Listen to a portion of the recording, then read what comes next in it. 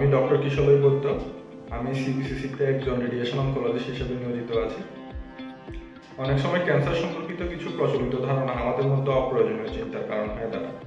এমনই কিছু ধারণা হলো ক্যান্সার একটি মারণ ব্যাধি, বা ক্যান্সার একটি সংক্রামক রোগ, বা ক্যান্সার ট্রিটমেন্টে খুব ব্যথার সৃষ্টি হয়।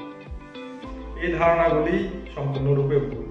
বাস্তবে অনেকগুলো ক্যান্সার আছে যেগুলো যদি প্রাথমিক পর্যায়ে ধরা পড়ে তাহলে সম্পূর্ণ কিওর করা সম্ভব চিকিৎসার মাধ্যমে, বা যদি একটু অ্যাডভান্স স্টেজেও ধরা পড়ে তাহলেও বর্তমান চিকিৎসা পদ্ধতির মাধ্যমে অনেক দিন অবধি রোগীকে বাঁচিয়ে রাখা সম্ভব।